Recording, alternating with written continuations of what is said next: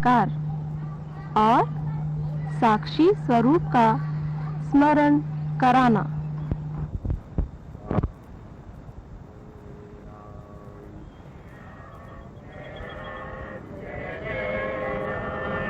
श्री राम जय जय राम।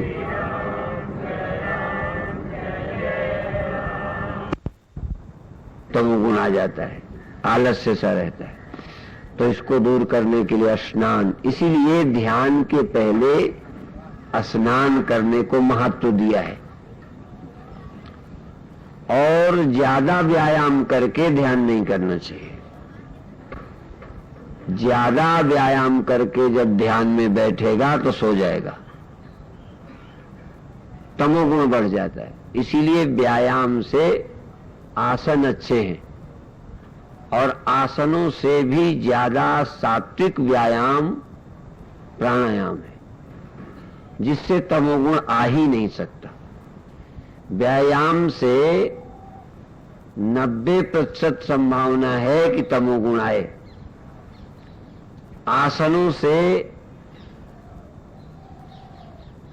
10% आशा है कि तमोगुण आए, 90% आशा है कि तमोगुण नहीं आएगा। फिर भी आसन भी ज्यादा करे तो आ जाता है, और बहुत आराम से धीरे धीरे आसन करता रहे तो आसन ही में आलस्य आकर के तमोगुण घेर लेता है। फिर इसके बाद प्राणायाम।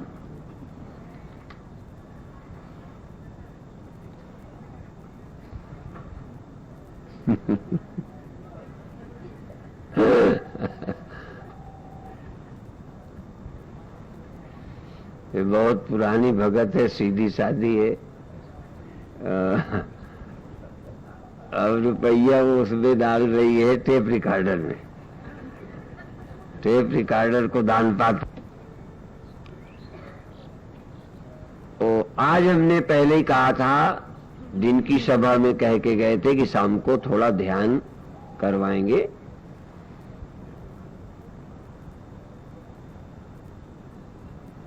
तो जो लोग इस तरह से बैठना चाहें, तर्जनी उंगली से आंख और दोनों अंगूठों से कान बंद करके लंबी श्वास लेना और छोड़ना, ताकत से पूरे गले तक, सीना और पेट पूरा, जैसे बोरा में अनाज भरा जाता है, गुब्बारे में हवा भरी जाती है, तो पूरा गुब्बारे में हवा भर जाए।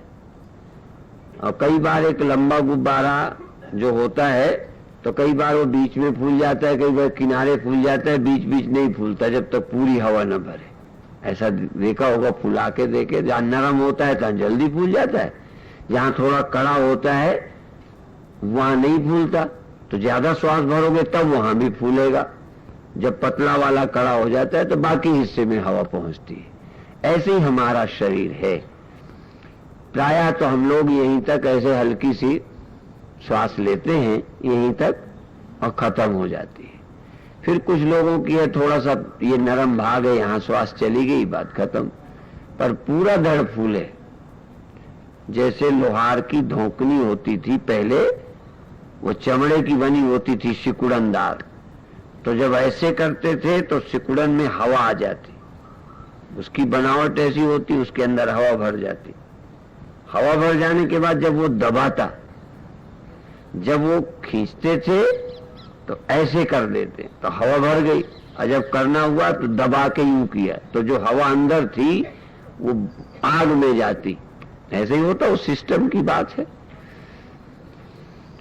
ऐसे ही भगवान ने हमको एक श्वास लेने के लिए धौकनी बना दी है, और इसका सिस्टम हाथ से नहीं चलता। ये भीतर के फेफड़ों से एक भीतर की प्राणिक क्रिया है जो यूं खींची जाती है और फेंकता रहता है। भीतर इसका लोहार है, कहाँ है? भीतर है, और फेंकता है, खींचता है, फेंकता है, खींचता है। तो श्वास को जितना ही अच्छी कोई, केवल श्वास अच्छी लेने आ जाए तो हम आपको गारंटी करते हैं ध्यान लग जाए। केवल श्वास लेना आ जाए, अब स्वास्थ्य चलती है। अब यदि हम किसी गाय या भैंस को कहना चाहें कि तू ऐसी ले, तो सिखा सकते हो? बोलो नहीं। इतना ही तो फर्क है। नहीं, गाय क्या खराब है, भैंस क्या खराब है, बकरी क्या खराब है, किसकी चोरी करती, डाका डालती। सीखने का इस तरह का कोई भी जो भाषा और शब्द के द्वारा उनको कोई शिक्षा देके करवाना चाहे, हाँ, आदत डाल सकते हो। डांटो, वहां रोटी डालो, थाली परोसो, यदि कभी देखे तो डंडा मारो, थाली में कभी खिलाओ ही नहीं। जो अपनी थाली में कभी कुत्ते को ना खिलावे, पालतू कुत्ता, तुम थाली छोड़ के चले जाओ, कभी मुंह नहीं मारेगा। पर 6 महीने, 3 महीने, साल उसको, और एक बर्तन पक्का कर दो, उसमें रोटी डाल दो, उसी में चीज डाल दो, तो वो जान जाता है कुछ दिनों के बाद इसी में मुझे खाना है। उसको और अकल नहीं है, पर रोज जब उसी में दिया। पर होता क्या है, एक दिन प्यार आया, उनका यही थाली खिसका दो, कोई बात नहीं खिसका दो। तो आज तो तुमने खिसका दी, तो कुत्ता है वो, अकलमंद तो है नहीं। किसी दिन ठाकुर जी वाली धर दोगे तो उसी में आके मुंह मार देगा। इसीलिए जानवर के साथ रियायत और प्यार का, ये ऐसा रियायत वाला या इस तरह प्यार, बस गलत आदत नहीं डालनी चाहिए, क्योंकि आदत पड़ जाएगी, फिर उसे आप समझा नहीं सकते। कई कुत्ते जीवन बीत जाता है, घर के भीतर पेशाब नहीं करते, घर के भीतर टट्टी नहीं करते। उनको लगेगी तो बोलेंगे, चिल्लाएंगे और बाहर जाएंगे। फाटक बंद होगा तो भौंकेंगे, तब घर वाले को ख्याल आता है कि इसे टट्टी करने लगनी है। जैसे बच्चे भी कहीं करते, तो खोल दो अपना, चला जाएगा। तो देखो, जानवर में भी ऐसी क्षमता है कि जैसी आदत डाल दो बस डाल दो। पर उसको तुम ये उपदेश नहीं कर सकते कि भाई कल तो ये तो जूठी थाली दी थी और आज वो बर्तन दिया, परसों ये दिया, इस वाले में ना खाना, ऐसा यदि कहो, बोलो संभव नहीं है। पर आदमी में ये भी संभव है। पर आदमी भी करीब करीब आधा कुत्ता, बुरा नहीं मानो। आदमी को भी यदि आदत डलवा दो गलत, तो बड़े समझदार होने पर भी वो आदत पड़ गई तो पड़ गई। बोलने की, अनुशासनहीनता की। कई बार संत महात्मा प्यार से कोई नहीं अपने साथ बिठा लिया, तो धीरे धीरे क्या है, तुमको श्रद्धा भावना या बैठने मर्यादा ही छूट जाएगी। इसलिए कई संत महाराज पहले से ही आदत नहीं डालते, ऐसे बैठो, ऐसे बैठो, ऐसे बैठो। तो जहां आदत डाल दी वहां वैसे ही बैठते, वैसे ही। और जहां नहीं डालो तो संस्कार आप भी लगभग लगभग हैं। ये नहीं है कि कल बरसात थी, नरसों कीचड़ था, जगह ही नहीं थी, तो एक कमरे में, एक खाट में किसी तरह रात बितानी थी, तो 2-4 दिन यदि ऐसी रातें पड़ जाएं, ऐसी बरसात हो जाए, तो चौथे दिन तुम भी कुत्ते की तरह ही। बुरा नहीं मानो, मेरा मतलब समझाने से है। हम भी आदतों में बन जाते हैं, ये नहीं देखते कि वो परिस्थिति की बात थी। हम ही लोग ट्रेन में होते हैं, कहीं होते हैं, तो गुरु महाराज थे, प्राय तब भी हम लोग नहीं बैठना चाहते थे, तो कहा जाता तुम नहीं बैठोगे तो कोई और ऊपर बैठेगा। डांटते थे, आखिर तुम नहीं ऊपर बैठोगे तो कोई दूसरा चढ़ेगा, वो बीड़ी पिएगा, तो फिर जब क्या करें, फिर रहते मजबूर होके कि भाई और कोई बैठेगा तो अनुशासन भी न रहेगा, कम से कम हम ध्यान रखेंगे चढ़ते उतरते। अब यदि धीरे धीरे ऐसे ही आदत पड़ जावे तो परिस्थिति के लिए अलग है, आपत्ति काले मर्यादा नास्ति। पर ये हम कुत्ते से नहीं आशा कर सकते कि आपत्ति काले मर्यादा नास्ति। और यदि आपत्ति काल में मर्यादा तुमने छोड़ दी, तो फिर वो सुख काल में भी फिर आपत्ति ना हो तब भी वैसे ही चलेगा। तो मानव में भी आदत की संभावना है, तो फिर भी आदमी समझ के साथ कैसे यदि बता दिया जाए कि भाई वहां की बात अलग है, वहां ऐसे चल लो, यहां ऐसे चल लो, यहां ऐसे चल लो।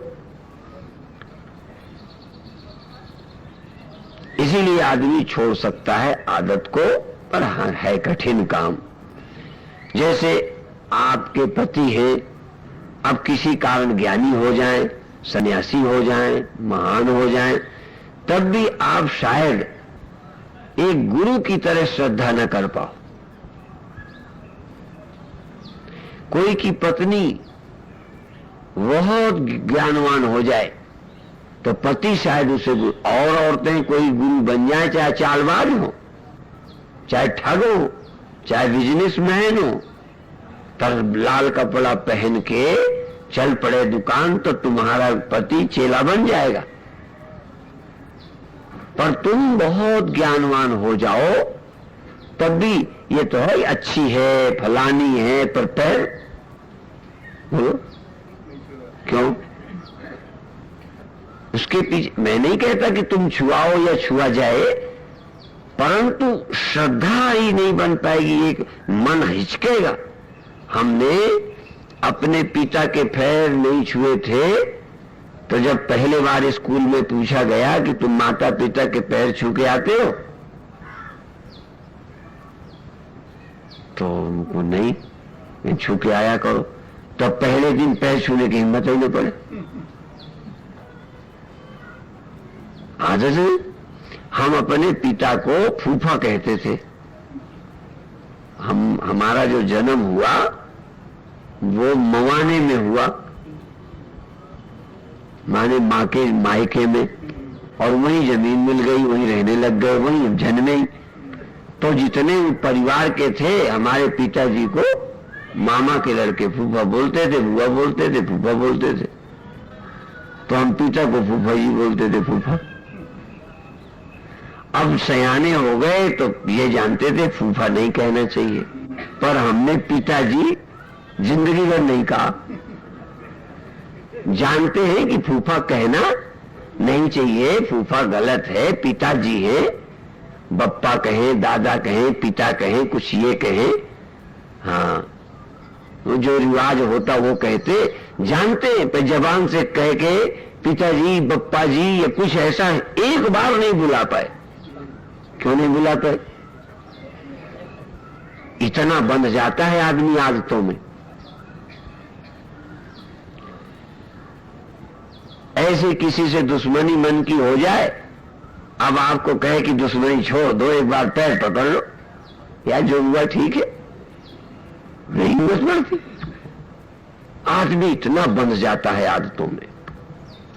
इसीलिए जगत को जगत मानते मानते लाख कहा जाता है, सिया राम मैं कह लोगे, लगता है ठीक कहते हैं, पर लग नहीं सकता, व्यवहार में तुरंत ही गड़बड़ पड़ती है। इसको कहते हैं आदत। मनुष्य के जीवन में भी संस्कार पड़ जाते हैं। वैसे हमारे गुरु भाई थे, हमें बहुत स्नेह था और हजारों संतों से श्रेष्ठ लगते थे, पर हम उनके पैर नहीं छूते थे। गुरु भाई थे,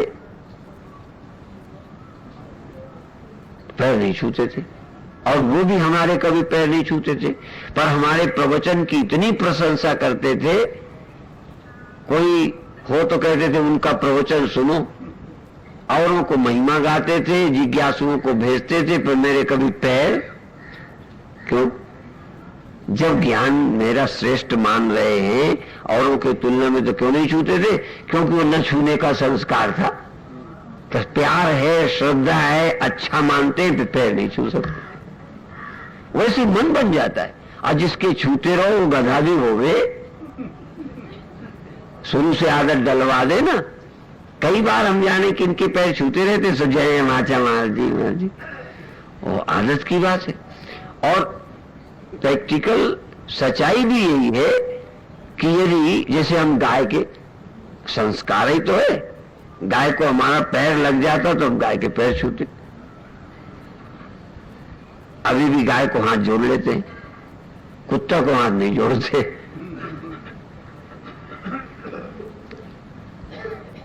तो उसके प्रति हमारी भावना बनाई गई, गैया है, पूज्य है।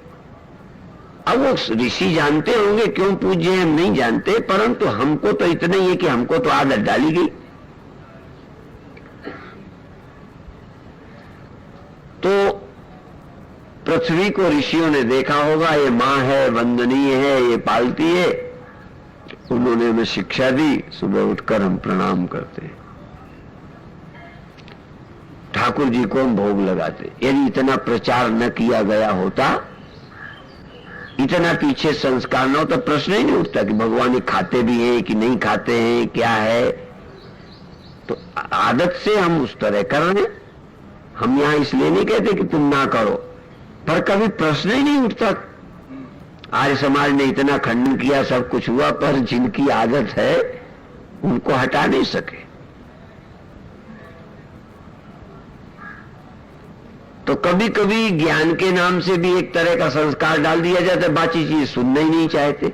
जैसे कई बार शिवोहम ही का है, सोहम का ही है, या आम ब्रह्मास्मि का है, कोई और, तो उसको अन्य तरीके से कि भाई अहम ब्रह्मास्मि भी कह सकते हो, और अहम है ही कोई वस्तु नहीं, चैतन्य है। अहम क्या है? मिथ्या है, बुलबुला। बुलबुला कोई वस्तु होती? वस्तु तो पानी है। जो वस्तु है वो पानी है, बुलबुला कोई वस्तु नहीं है, पर लगता है लहर वस्तु नहीं है, वस्तु तो पानी है। तो ये जो मैं है, ये मैं तो एक ख्याल है, चैतन्य में ख्याल है। और यदि ये बुद्धि में उठा ख्याल न होता तो चैतन्य तो सुसुप्ति में, चैतन्य तो सर्वत्र, वहां मैं कहां है? सुसुप्ति में मैं नहीं, निर्विकल्प समाधि में मैं नहीं। ये मैं तो जब तक बुद्धि है, मन है, तब तक ये ख्याल करते, मैं जागा हूं, मैं सोया था, मैं ऐसा था। अब नींद आ गई, तब उस समय भी ये ख्याल है कि मैं सोया हूं। बोलो, मैं सोया हूं, ऐसा विशेष विचार नहीं उठता। इसका मतलब इतना जो विशेष है ये बुलबुला है। यदि आप अपने मैं के ख्याल को बिल्कुल छोड़ दें तो चैतन्य है। अभी भी सोचे ही नहीं, ये मैं हूं, मैं हूं, मैं हूं, ये भी एक ऐसा स्वभाव बना है, स्वाभाविक, जैसे कभी सोचे ही नहीं। ये मैं हूं शब्द, तभी कभी पूछता हूं कि पंजाबियों को क्या लगता है। वो तो मैं नहीं, कई जगह पंजाबी भाषा में जब बात करते हैं तो मैं की जगह मैं का प्रयोग नहीं कर, क्या बोलते हैं? असी, क्या असी?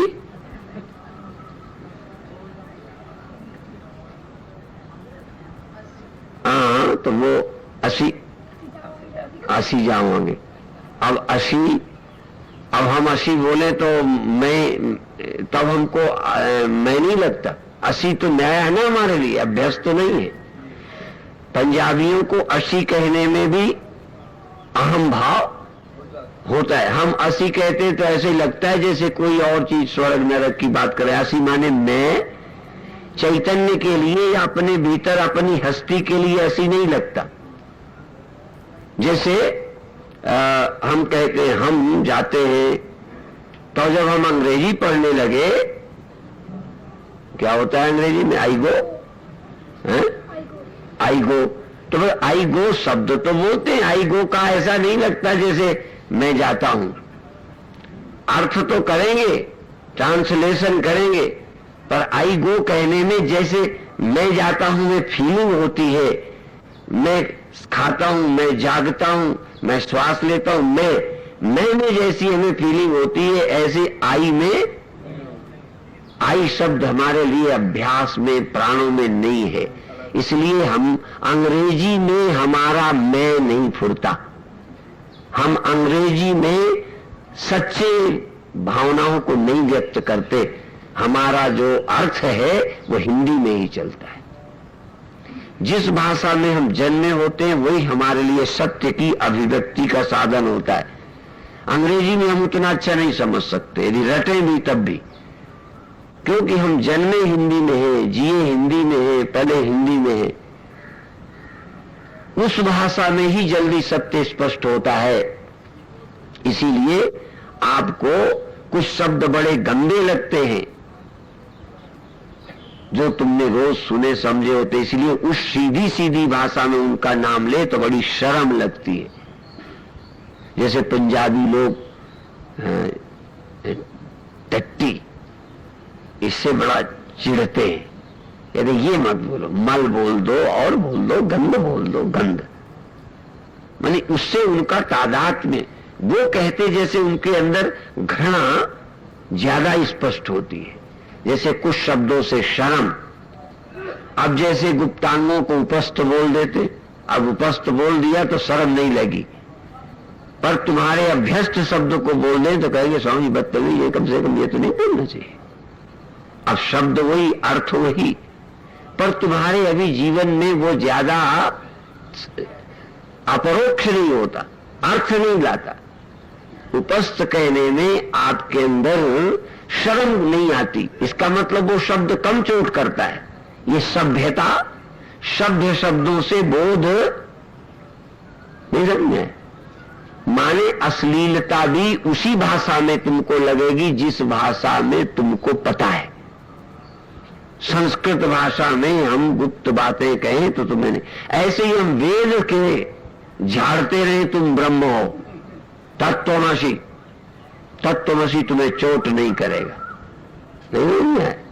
इसीलिए तत्वमसि कब का महावाक्य रहा होगा, आपका नहीं है। आज का महावाक्य होगा हिंदी में समझाते समझाते कि तू चैतन्य है। ये तू जो जप बुद्धि प्राण क्रिया का दर्शन करता है, ये जो चेतन साक्षी है, यही ब्रह्म है, यही पूर्ण है, यही अकेला है। हिंदी, क्योंकि अब हमको कितने वर्ष हो गए हमारी परंपरा हिंदी हिंदी हिंदी, अब संस्कृत हमारे लिए सभ्यता की, आदर्श की भाषा है, मर्यादा की भाषा हो सकती है, पर हमारे पर चोट नहीं करती।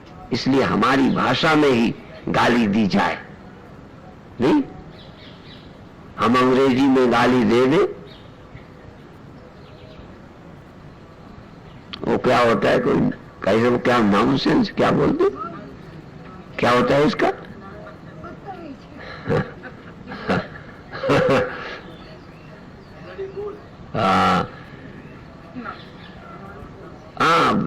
तो जान भी जाए कि ये गाली है, पर उतना असर ही नहीं करती। हमारी देहाती गाली, अपनी भाषा वाली गाली, तो अपनी ही भाषा का ब्रह्म ज्ञान हमारी भाषा में हो। इसीलिए अब कई लोग जो हमारे प्रवचन को ज्यादा सुनते हैं, वो क्यों सुनते हैं? हम शास्त्र पढ़ करके जो गाली शास्त्र में पड़ी थी, जो ब्रह्म ज्ञान, वो हम अपनी भाषा में, तुम्हारी भाषा में देते हैं। अब तुम वो क्या होता है, अवच्छेदवाद, आभासवाद, प्रतिबिंबवाद, दृष्टि सृष्टिवाद, हम पढ़ते रहे, बड़ी प्रक्रिया पड़ी, वो हम छेड़ते ही नहीं। कोई बात हमारे यहां नहीं, केवल आत्मबोध हो, मैं का ठीक ठीक मैं का बोध, मैं की फीलिंग, मैं का बोध। अब मैं का बोध क्या, जैसे अभी लगता है हम हैं, कहां हैं इस समय, कहां हो? हरिद्वार में पंडाल में बैठे हो कि लेटे हो? हाँ, ये बोध हो रहा है। इसी तरह से कुछ देर के बाद बोध हो कि हम श्वास में हैं, हम जप में हैं, हम सुमिरन में हैं, हम। तो जब आप नाम के सुमिरन में होगे तो आप हाथ पांव होगे। श्वास श्वास में, श्वास श्वास में जब नाम का सुमिरन चल रहा होगा या श्वास ले रहे होगे, तो तुम श्वास ले रहे हो, वहां महसूस कर रहे हो श्वास तेज है कि धीमी है, कब रुकी है, कितना पेट फूला है, भीतर क्या कर रहे हो, जान रहे हो, देख रहे हो। तो तुम क्या महसूस करोगे, हम देख रहे हैं, हम बैठे नहीं, हम देख रहे हैं, महसूस कर रहे हैं। तो अब तुम क्या कहलाने लगे, महसूस करने वाले, बैठने वाले नहीं, लेटने वाले नहीं।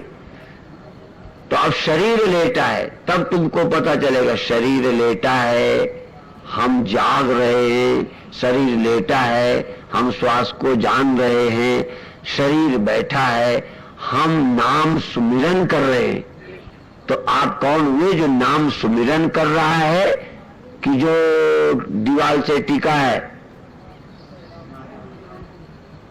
तो तुमको खुद लगने लगेगा कि हम सुमिरन में पहरेदार की तरह वहां, तो आपकी चेतना आप सुमिरन में है और फिर आप कहेंगे अब हम शांत हैं, अब हमारे में संकल्प। तो हमारे में संकल्प नहीं माने अब आप देह नहीं है, देह में तो कभी संकल्प होते ही नहीं था, देह ने संकल्प किए ही नहीं, देह चलता था, बैठता था, लेटता था, देह ने कोई संकल्प। अब आपने ख्याल आया कि मेरे मन में या मैं अब संकल्प शून्य हूं, अब संकल्प है, अब इच्छा। तो अब तुम धीरे धीरे कहां पहुंच गए? मन में पहुंच गए और धीरे धीरे धीरे मन भी शांत हो गया। तब भी चैतन्य। आप कहोगे मन नहीं बचा, जैसे घड़ा ना रहा तो मिट्टी दिए, अब तो घड़ा ना रहा। पूछेंगे तुम हम बचे? तो अभी तक तो कहते थे हम घड़ा हैं, उसका हम था, हम घड़ा हैं, और घड़ा खो गया, तोड़ दिया, फोड़ दिया, और फिर भी बचा क्या? हम। तो हम बचा। हमने कहा तुम कहने अब अभी हम हैं, घड़ा तो नहीं बचा पर हम अभी हैं। इसका मतलब अब उसका हम घड़ा न रह के क्या हो गया? मिट्टी। हम चेंज हो रही है। पहले उसकी अस्मिता उस आकार में थी, पर वो आकार खो गया, तब भी उसे अपनी हस्ती का होना भास रहा है। पहले वो ऐसा भासता था हस्ती का होना, अब भी अपनी हस्ती का होना भास रहे। तो अपना होना भासता रहे। अभी अपना होना नष्ट, निर्विकल्प नहीं, अभी सविकल्प। वेदांत कहता है अभी मैं को छोड़ो मत, अभी मैं रखो, अभी मैं मिटनी नहीं चाहिए, मैं के छिलके उतारो। तो मैं बैठी हूं, लेटी हूं, औरत हूं, आदमी हूं, मोटा हूं, मोटी हूं, बूढ़ी हूं, कमजोर हूं, ये शरीर के साथ मैं जुड़ी है। जब सुमिरन करते रहोगे तो बिना गुरु के भी, बिना समझाए भी तुम 6 महीने में देह नहीं रहोगे।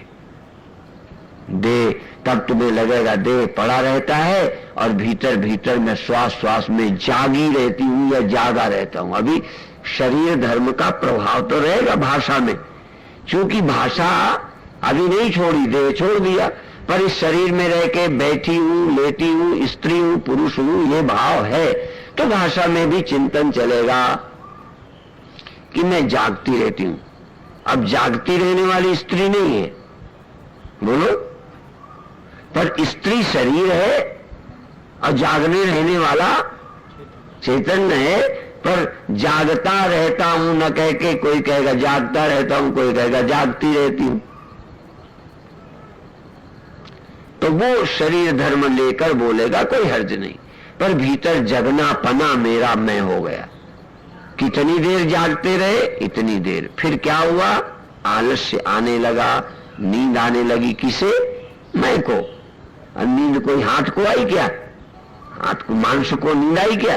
वो भीतर जागने वाले को नींद आने लगी, जाग, फिर जगा।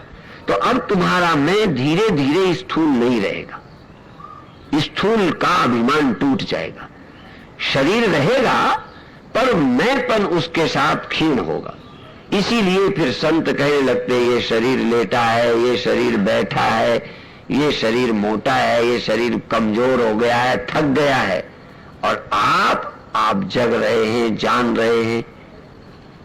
तो ये अब तो रट लेते हैं लोग। हम अपने चेलों को ये सिखा देते हैं। हमारे गुरु भाई चेले बोल सकते हैं ये शरीर वहां गया था, ये शरीर लेटा था, ये शरीर बैठा था। यदि भाषा सिखानी हो तो 3 दिन में आप पूरे ज्ञानी हो जाओगे। नहीं समझा? क्या है? नहीं, मैं की जगह कहो ये शरीर खाएगा, ये शरीर भूखा है, शरीर लेटा है, पर ये शरीर बोलने लगे तो भाषा बदली लेकिन चिंतन नहीं बदला, अर्थ नहीं बदला, अर्थ वही का वही। और हम क्या कहना चाहते, अर्थ बदल जाए, व्यवहार में ऐसे कहो हमें भूख लगी है, लेकिन तुम्हें लगे भूख लगने का हमें पता चला, थकान का पता चला, श्वास का पता चला, हम तो जग रहे, हम तो दृष्टा हैं, ये दृष्टा हैं, हम साक्षी हैं, हम चैतन्य हैं, हम जागे हैं, और फिर जागे हैं, पर ये हम जागे हैं, फिर हम सोए।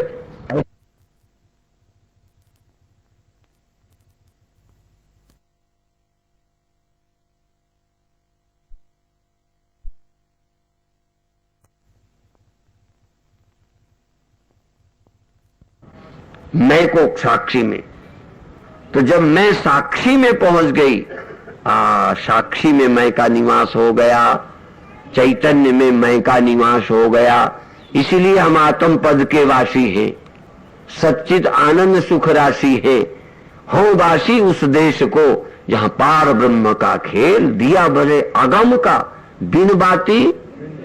वहां चेतन कोई किसी के करने से होता है, चेतन कोई जड़ हो जाता है, वो तो चेतन ही चेतन है, तो वहां तो जड़ होने का सवाल नहीं, वहां सोने का, तो जो चेतन नहीं सोता कभी, वहां पहुंच गई हमारी मैं। अब हमारी मैं देह को छोड़कर, अंतःकरण छोड़कर, कल्पना छोड़कर, अन्य ख्यालात छोड़कर, अन्य धर्म छोड़कर चैतन्य में पहुंचकर साक्षी ही हो गई। जैसे देह में जाकर मेरी मैं देह हो गई, इंद्रियों में जाकर, मन में जाकर मेरी मैं मन हो गई, ऐसे ही मेरी मैं साक्षी में आकर साक्षी हो गई, असंग में आकर असंग हो गई। इसलिए जिसके साथ सुमिरन करोगे, जिससे जुड़ोगे, वही हो जाओगे। ब्रह्म से, साक्षी से जुड़ोगे, ब्रह्म हो जाओगे, देह से जुड़ोगे, देह हो जाओगे, जिसके संग रहोगे वही हो जाओगे। इसलिए अब साक्षी में जोड़ने का साधन क्या है? गुरु के वाक्य, संतों के उपदेश, उनको सुनो और बार बार साक्षी हो, यह है तरीका। अब इस तरीके के पहले जो हमने बताया था कि थोड़ा अभ्यास करो, तो उसके लिए अभी बता रहे थे कि तर्जनी उंगली से आंख बंद करके, अंगूठे को ऐसे बंद करके, या फिर ऐसे। अब मैं बताऊंगा ऐसे करना, चाहे आप ऐसे ऐसे कर लो।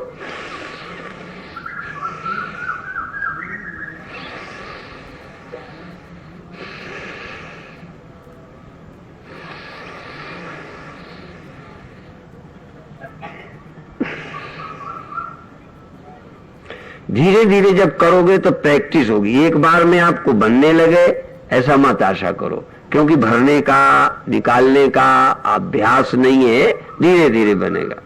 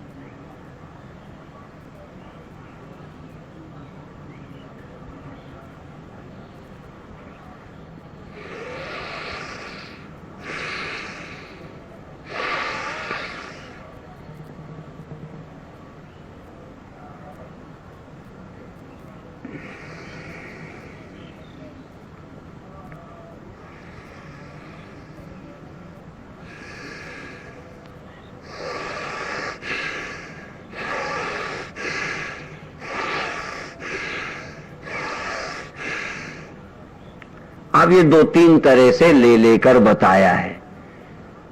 पहले करना नहीं चाहिए, पहले देखना चाहिए। इसलिए हमने कि भाई ऐसे करो, कैसे करो, कोई बना बनाया नियम नहीं है। आपको जैसी सुविधा हो, श्वास को खींचो, भरो, और ऐसे करने पर जब यहाँ आंख बंद करके कभी यहाँ मन टिक जाता है, तो ऐसा करते ही एकदम, कभी एकदम बिजली सी कौनती है, कभी एकदम प्रकाश होता है, कभी रंग होते हैं, इतने में ही थोड़ा करते ही होने लगता है। तब उसको होने दो, उससे मतलब नहीं है, होने दीजिए, पर अपना प्राणायाम श्वास करते रहिए। फिर थोड़ी देर को हम चुप हो गए, शांत, क्योंकि जब हम खूब श्वास ले लेते हैं तो चाहो तो 1-2 सेकंड फिर ना लो श्वास तो भी दम नहीं फूलता, क्योंकि अच्छा लगता है।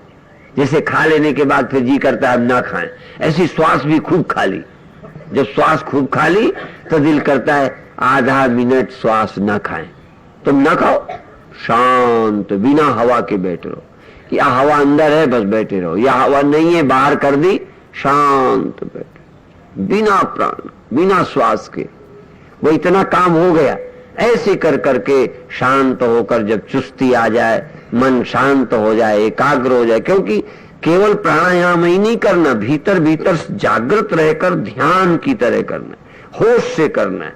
तो आधा अंतर्मुखता भी आ गई, ताजगी भी आ गई, और फिर जब चुप हो गए, शांत हो गए, तब मन की खटपट मिट गई, और तब गुरु का दिया नाम अंतर मन में उसी शांतावस्था में शरीर बैठा रहे कमरे की तरह, इसके भीतर चेतना रहे आदमी की तरह। जैसे आदमी घर पर रहता है तो आदमी यहाँ घर है और चेतना यहाँ मालिक है, और चेतना अंतर अंतर गुरु के दिए नाम का स्मरण करे, अंतर अंतर चलता रहे और सब शांत। धीरे धीरे अंतर के दृश्य नेत्र से जागृत होते जाएंगे, बाहर का जगत ओझल हो जाएगा, फिर भीतर का प्रकाश, भीतर के गुरु, भीतर अवतार, देवी देवता, पेड़ पहाड़, गुफाएं, चित्र, शून्य आकाश, नीला या कुंडलनी, या कहीं कुछ, कहीं हृदय में धड़कन, कहीं श्वास, कहीं आनंद, ऐसे शांत।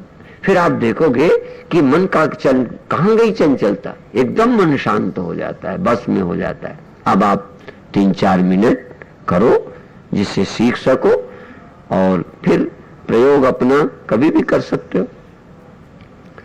किसी भी तरीके से।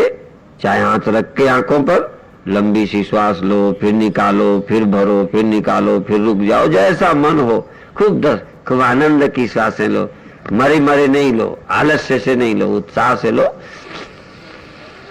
खूब सीना फूल गया, पेट तक श्वास भर गई, फिर अंदर चली गई, खूब भीतर तक सब धड़ फूल गया, फिर श्वास निकल गई, फिर भर गई श्वास, फिर निकल गई।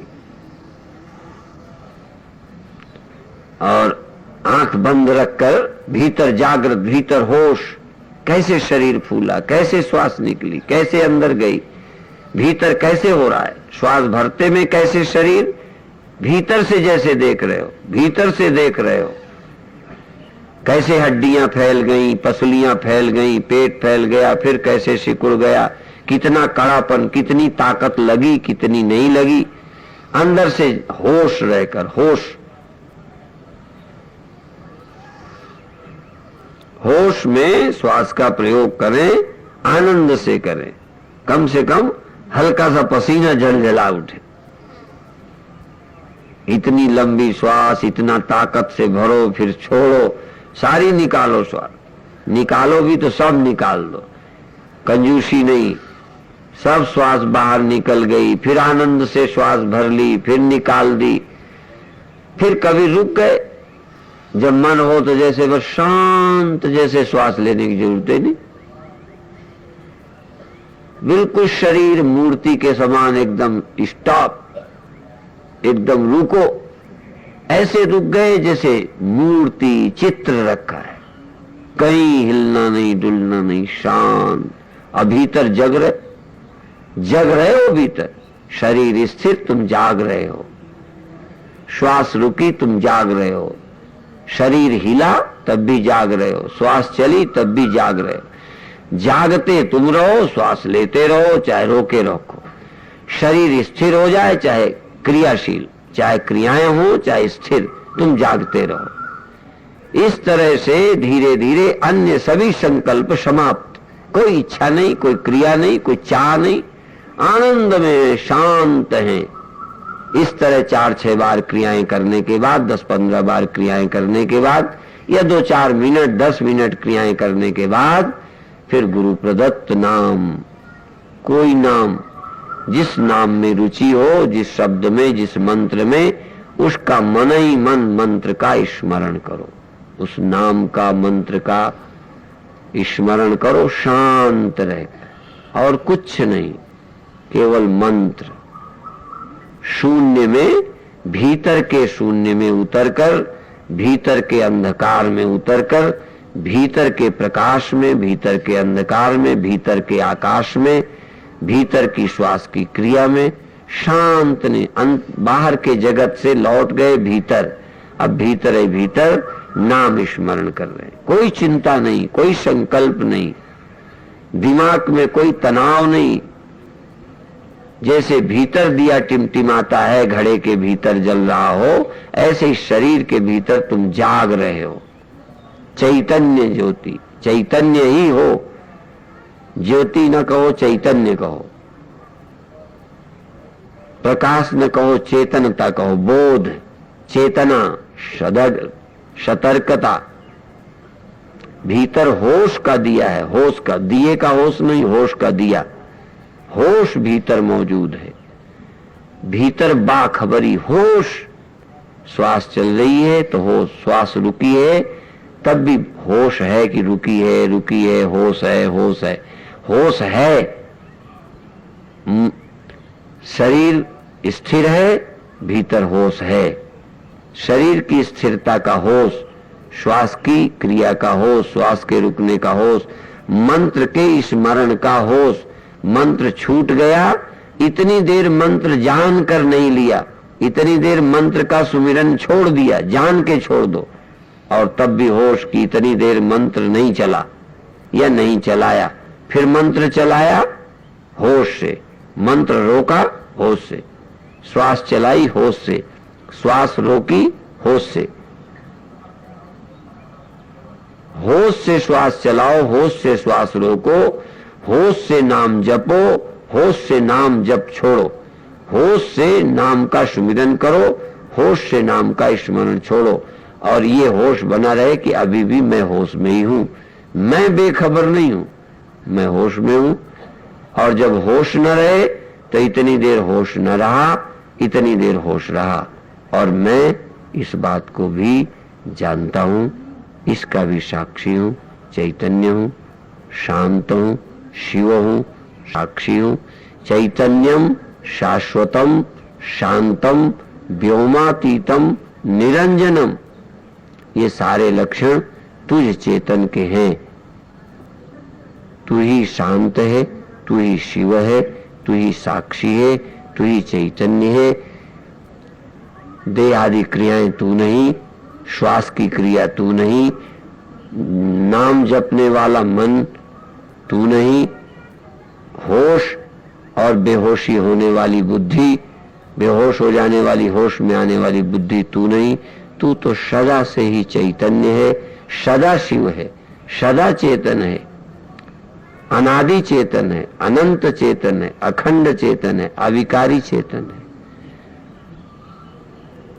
छोड़ जा सब कुछ, छोड़ जा, दे छोड़ जी से क्रिया, छोड़ दे मन, छोड़ दे ख्यालात, छोड़ दे जप, छोड़ दे ध्यान, छोड़ दे सुमिरन।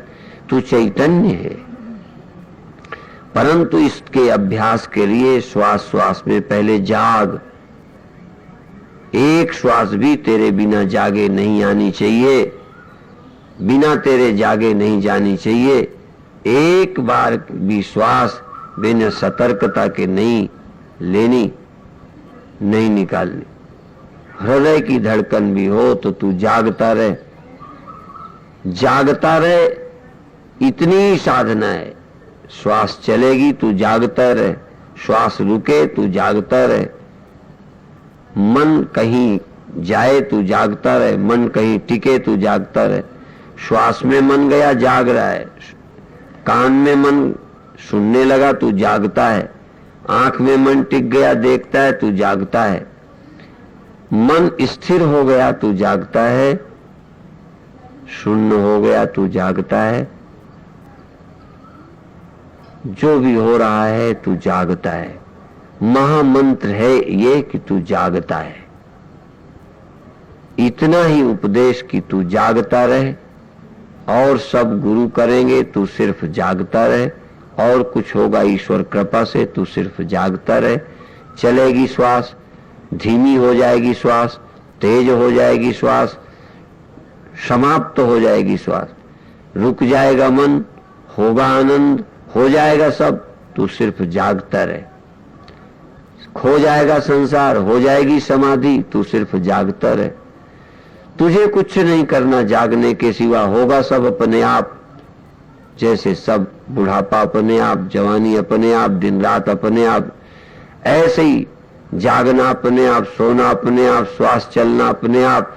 ऐसे ही हो जाएगी समाधि, हो जाएगी शांतावस्था, हो जाएगी निर्विकल्प अवस्था अपने आप। सिर्फ तू जागता रहे। इतना ही स्मरण कि मैं जग रहा हूं, केवल सजग जाग रहा हूं, इतना ही ध्यान है, इतनी ही साधना है। प्राणायाम की प्रक्रिया करके इस तरह जागृत रहकर जप के साथ जागो, श्वास के साथ जागो, किसी मंत्र के सहारे जागो, शरीर की हरकत के सहारे जागो, कोई का भी सहारा लेके जागो और बिना सहारे जागो। सहारा छोड़ दो तब भी जागो। कुछ रहे तो जागो, कुछ न रहे तो जागो। सब कुछ है तो जाग रहे हैं, कुछ नहीं तो शून्य में जाग रहे हैं। कुछ क्रिया है तो जाग रहे हैं, क्रिया समाप्त हो गई तो जाग रहे हैं। जागना ही केवल है। जागने से ही तुम्हें समाधि मिल जाएगी, चैतन्यता मिल जाएगी, घर मिल जाएगा, मोक्ष मिल जाएगा, शांति मिल जाएगी। इसलिए जो जागते हैं वो पा जाते हैं। इसमें कौन कठिनाई है, इसमें कौन वेद की जरूरत है, इसमें कौन बड़े मंत्र चाहिए, इसमें कौन सा बड़ा पेचीदापना है। केवल जागना ही सब कुछ है। इतना ही कहकर अभी समाप्त। पति राघव राजा राम, पति पावन सीताराम।